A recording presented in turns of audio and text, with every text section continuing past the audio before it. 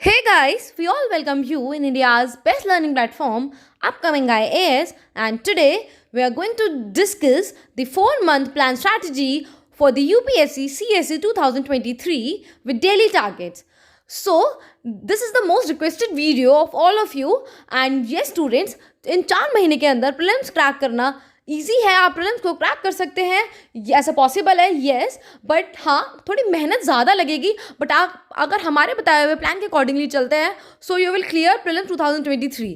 अब इसमें इसके प्लान की वजह से अगर आपने अभी तक कोई प्रिपरेशन स्टार्ट नहीं करी है या फिर आपकी प्रिपरेशन हैम्पर करी है तो इस प्लान के थ्रू आप अपने जो प्रीलिम्स 2023 है उसको तो क्लियर कर सकते हैं, बट मेंस की जो पॉसिबिलिटी है वो थोड़ी कम हो जाती है। बट हम पहले अपने प्रीलिम्स के लिए प्रिपेयर करेंगे और अभी तक तो आप लोगों ने अपनी साइड से भी बहुत ज़्यादा सेल्फली कवर किया होगा, but we have a plan for all of you. So before the plan I would like to tell you that no plan is perfect. आप उसे अपने अकॉर्डिंगली, अपने नीड्स के अकॉर्डिंगली आप उस प्लान को मॉडिफाई कर सकते हैं। जो भी सब्जेक्ट्स अगर आपको let's say it is modern history और पॉलिटी जो आपको ईजी लगता है आप उससे पहले कर सकते हैं, या फिर जो सब्जेक्ट आपने ऑलरेडी कवर किया हुआ है जिस पे आपकी स्ट्रॉन्ग एफर्ट्स ऑलरेडी लगे हुए हैं। फॉर एग्जाम्पल अगर इकोनॉमी आपने पहले ही बहुत अच्छे से करा हुआ है तो आप इकोनॉमी को थोड़ी देर साइड पे रख सकते हैं, या जो ईजी सब्जेक्ट्स हैं आप उन्हें बाद में कवर कर सकते हैं। सो एट लास्ट आप उन्हें अपने अकॉर्डिंगली इस प्लान को मॉडिफाई कर सकते हैं। And if I talk about the time table तो वो इस वीडियो के एंड में गिवन है, बट स्टूडेंट उससे पहले हम आपको थोड़ा सा एक्सप्लेन कर देना चाहते हैं जिससे कि आपको पता लग जाए कि किस किस बेसिस पे आपको जो अपनी रिविजन है वो स्टार्ट करनी है या फिर आपको इस प्लान को एग्जीक्यूट करना है। क्योंकि अगर आप डायरेक्टली उस प्लान को देखेंगे तो थोड़े सा आप हसल वसल कर सकते हैं, आप थोड़ा डर लग सकता है। सो इसीलिए मैं यहाँ पे आपको उस स्केड्यूल को सिंप्लीफाई कर देती हूँ। तो स्केड्यूल के अंदर 3 राउंड्स ऑफ रिवीजन है, आप 3 राउंड में रिवीजन करेंगे, क्योंकि ऐसा तो है नहीं कि आपने जो जनवरी में पढ़ा है या फरवरी में पढ़ा है वो आपको मई तक भी ध्यान रहेगा, इसलिए रिवीजन तो मल्टीपल टाइम्स करनी पड़ेगी। लेकिन ज़्यादा रिवीजन का भी टाइम नहीं है, इसलिए हमने स्पेस्ड रिवीजन बनाई है, मीन्स 3 बार उसके लिए रिवीजन के लिए रखा है और इसके साथ साथ रेगुलर टेस्टिंग भी होगी।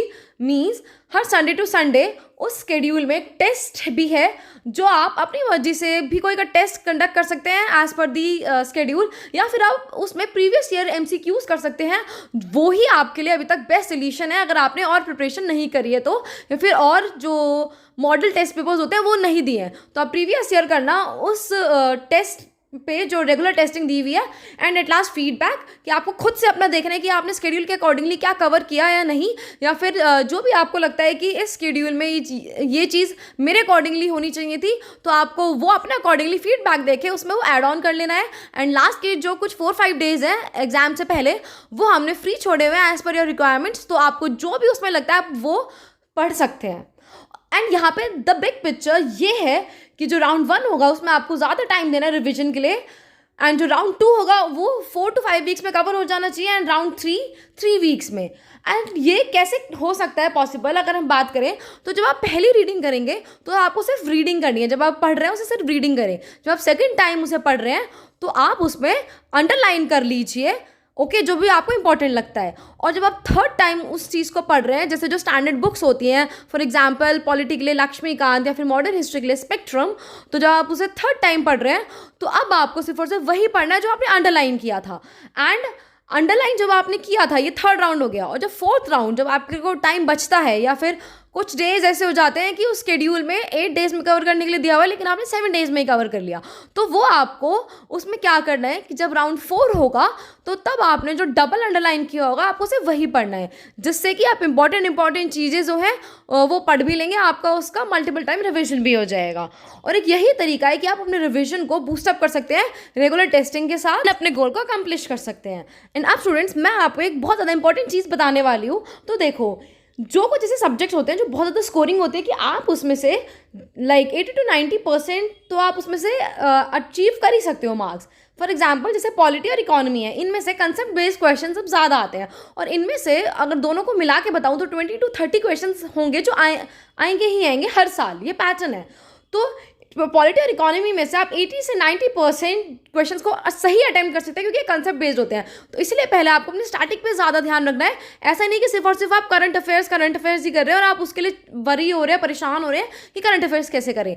जिस जगह से आप स्कोर कर सकते हैं आपको वो वाला पोर्शन सबसे पहले कवर करना है। For example polity and economy क्योंकि यहाँ से सिर्फ कंसेप्ट बेस्ड क्वेश्चंस आजकल ज़्यादा आते हैं, तो आप जो कि आप सॉल्व भी कर सकते हो।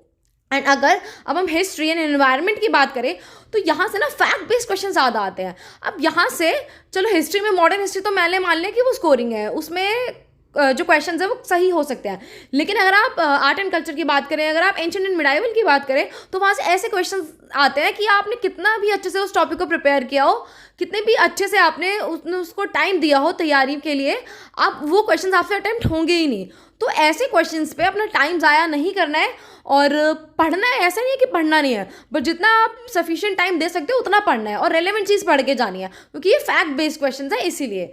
ओके, एंड आप बता geography and science and tech, so इसके लिए भी आपको एज पर द शेड्यूल पढ़ना है और कोशिश ये करनी है कि ज्योग्राफी में से भी मेन पार्ट जो है वो आप वो कवर करो। ये ना कि आप ज़्यादा से ज़्यादा करंट अफेयर्स कर रहे हैं, क्योंकि आजकल देखो साइंस एंड टेक से भी बहुत ज़्यादा करंट अफेयर्स आ रहे हैं, वो completely current affairs based questions होते हैं और इसकी वेटेज एग्जाम्स में इंक्रीज भी हुई है, तो लोग उसका बहुत ज़्यादा इस सब्जेक्ट से डरते हैं।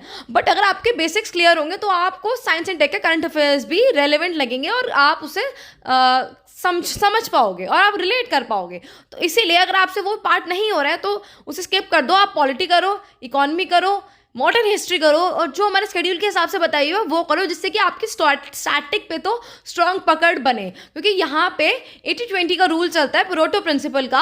80% वो स्टैटिक में से ही देते हैं और 20% वो करंट पार्ट देते हैं, बट स्टूडेंट्स को लगता है कि सिर्फ और सिर्फ करंट ही आता है। ओके, तो इसीलिए आपको करंट अफेयर्स पे भी ध्यान देना है, वो भी शेड्यूल के हिसाब से पढ़ना, लेकिन स्टैटिक पे ज़्यादा ध्यान देना।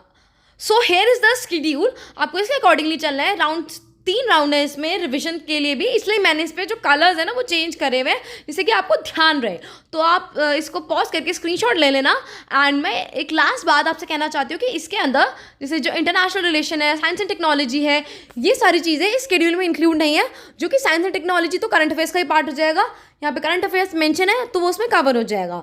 एंड इंटरनेशनल रिलेशंस के लिए यहाँ पे इंटरनेशनल रिलेशंस में होता क्या है बेसिकली, देखो मेंस में ज़्यादा आता है और प्रीलिम्स में भी आजकल काफ़ी आने लग गया है, बट मैथ्स बेस्ड क्वेश्चंस आते हैं या फिर इंटरनेशनल ऑर्गेनाइजेशन से रिलेटेड क्वेश्चंस आते हैं। तो उसके लिए हम यहाँ पे रेगुलर वीडियोस अपलोड करते रहेंगे, मैप से रिलेटेड भी, मैपिंग एंड जो इंटरनेशनल ऑर्गेनाइजेशन है उसकी क्लास भी हम जल्दी ही स्टार्ट कराएंगे। तो अगर आप उनको भी कवर करके जा रहे हैं तो भी आपके लिए वो मोर देन इनफ है। बट हाँ, उसकी भी अच्छे से रिविजन कर लेना, क्योंकि वो भी काफ़ी ज़्यादा है। लाइक अगर इंटरनेशनल ऑर्गेनाइजेशन है या फिर मैप बेस्ड क्वेश्चन है, तो अगर आप उसकी मल्टीपल टाइम रिवीजन नहीं करोगे तो वो आपको आपके माइंड से स्किप हो जाएगा। So this was all about the today session. Do share it with your friends so that they can also get the benefit of Prelims Booster series, and stay tuned for the next update.